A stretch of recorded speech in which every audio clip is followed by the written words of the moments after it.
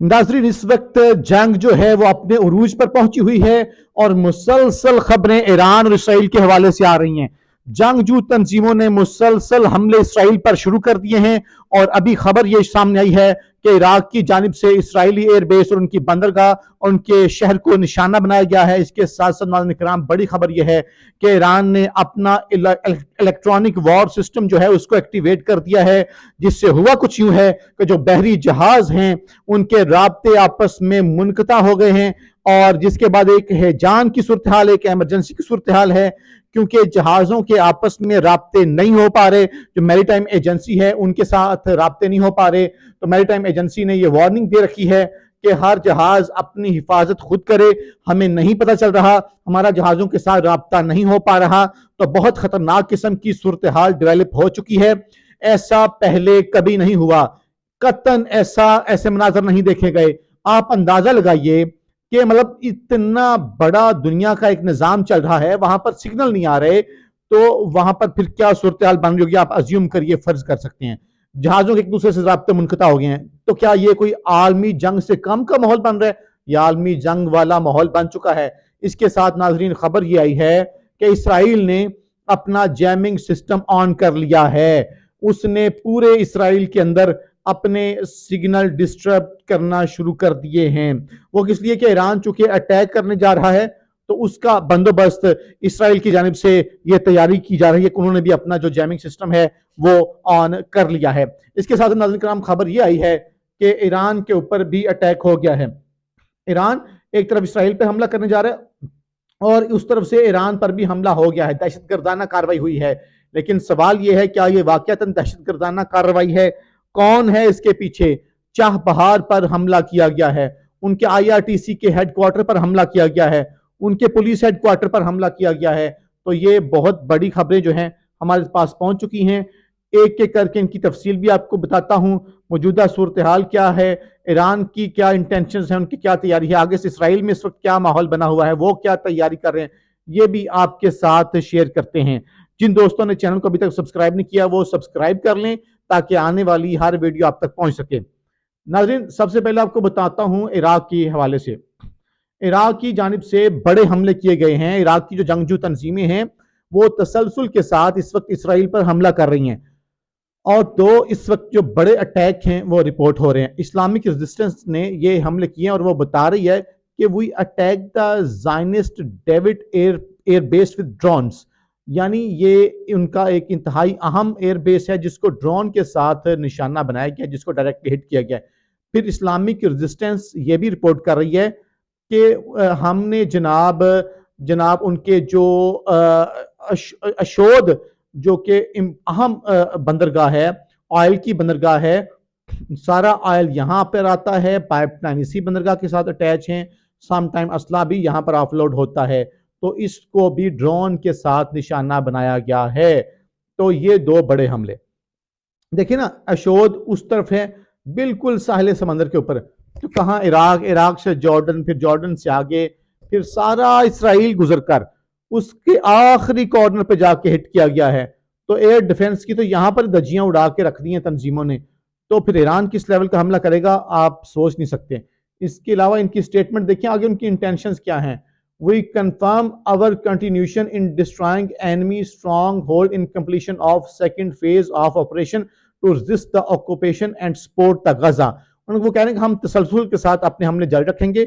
उन्होंने ये यहाँ पे जो लफ्ज इस्तेमाल किया, they are saying strong hold, यानी जो इराक की स्ट्रेटजी है वो बिल्कुल मुख्तलिफ नजर आ रही है।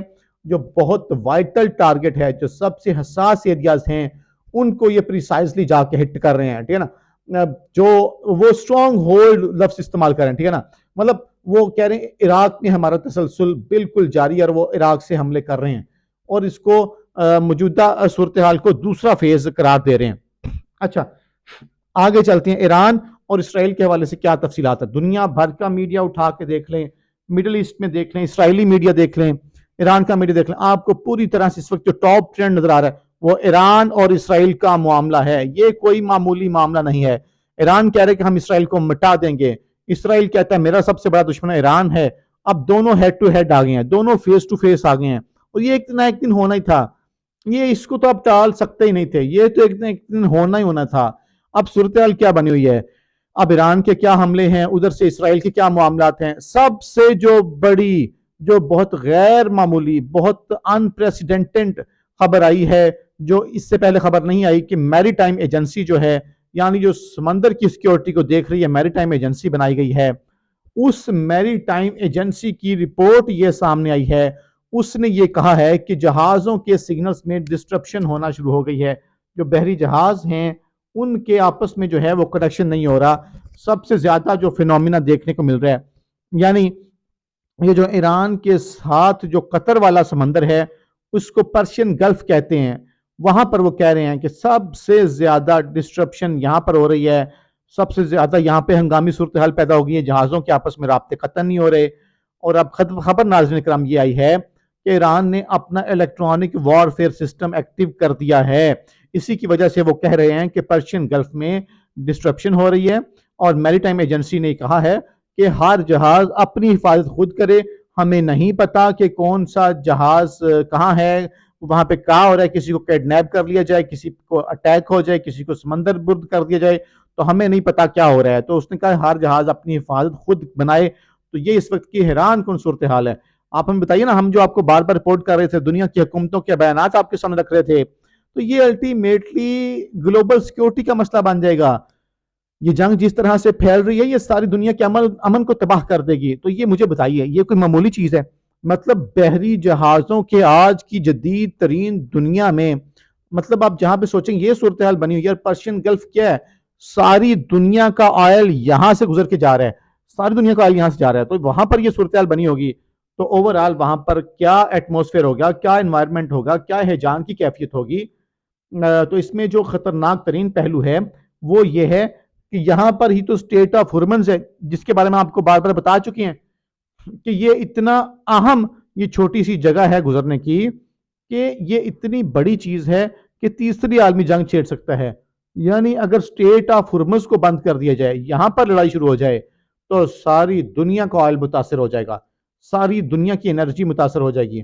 رشیا آلریڈی وہاں سے جو کچھ آئل جاتا تھا وہ معاملات، اب ساری دنیا، خاص طور پہ یورپ، ان کی ساری انرجی یہاں سے جا رہی ہے، امریکہ کی ساری انرجی یہاں سے جا رہی ہے۔ تو یہاں پر اگر لڑائی چھڑ جاتی ہے، یا یہاں پر اگر بند کر دیا جاتا ہے ایران کی جانب سے، تو پھر مطلب دنیا کا اگر آئل بند ہو جائے گا تو پھر آپ کیا کر لیں گے؟ تو پھر کیا یہ ورلڈ سیکیورٹی کا معاملہ نہیں آ گیا؟ اور دن بدن آپ اس معاملے میں آگے بڑھ رہے ہیں، اور دنیا کا جو امن ہے وہ دن بدن تباہ ہوتا چلا جا رہا ہے۔ اب سوال ناظرین کرام یہاں پر یہ پیدا ہوتا ہے کہ پرشین گلف میں ایران کیا کر رہا ہے، یہاں پر وہ کیا پلان کر رہا ہے؟ اگر اس نے یہاں پر اپنا الیکٹرانک وارفیئر سسٹم ایکٹیویٹ کیا ہے، تو یہاں پر وہ کیا کرنا چاہتا ہے؟ ایک ناظرین کرام جو رپورٹ سامنے آ رہی ہے، جس کو مختلف میڈیا ہاؤسز رپورٹ کر رہے ہیں، دیکھیں ایران کی الٹیمیٹ انٹینشنز کیا ہیں، وہ کرنا کیا چاہتا ہے، یہ تو کوئی اندازہ نہیں لگا سکتا۔ یہ تو مطلب جب وہ حملہ کرے گا تبھی پتہ چلے گا نا۔ لیکن اوورآل جو بڑی، جس پر ہم زیادہ رلائی کر سکتے ہیں کہ اچھا یہ والا کام ہو سکتا ہے، وہ ناظرین کرام یہ ہے کہ خبریں یہ آ رہی ہیں کہ ممکن ہے کہ ایران یہاں پر اسرائیلی جہازوں کو نشانہ بنائے گا۔ یعنی جو اسرائیلی بحری جہاز ہیں وہ یہاں پر آ رہے ہیں، مطلب وہ تو پرشین گلف میں آ رہے ہیں نا، جس سے بھی تیل لے رہے ہیں، جو بھی یہاں پہ امپورٹ ایکسپورٹ کر رہے ہیں، وہ تو یہاں پہ آ رہے ہیں پرشین گلف کے اندر۔ تو ہو سکتا ہے کہ ایران ان کو یہاں پر نشانہ بنائے، اور ایران کا یہ حملہ ملٹی ڈائمینشن بھی ہو سکتا ہے، وہ یہاں پر اور دیگر جہازوں کو بھی نشانہ بنا سکتا ہے، کیونکہ ہم نے پہلے بھی آپ کو ایک رپورٹ بتائی تھی جس میں اسرائیلی سیکیورٹی اسٹیبلشمنٹ، ان کی یہ رپورٹ ہے کہ ایران جو ہے وہ 3 مختلف جگہوں پر ہم پر حملہ کر سکتا ہے، خشکی پر بھی حملہ کر سکتا ہے، وہ سمندر میں بھی حملہ کر سکتا ہے، وہ خلا سے بھی ہم پر حملہ کر سکتا ہے۔ تو یہ حملہ بھی ملٹی ڈائمینشن ہو سکتا ہے، یعنی سمندر میں بھی حملہ کر دے گا، اور اسرائیل میں بھی کر دے گا، اور عراق اور شام سے بھی، شام میں بھی جو موساد کے ٹھکانے وہاں پر بھی حملہ کر دے۔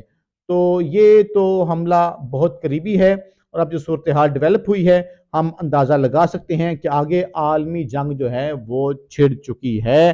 تو یہ اس وقت کی صورتحال ہے۔ اپنا خیال رکھیں، اللہ نگہبان۔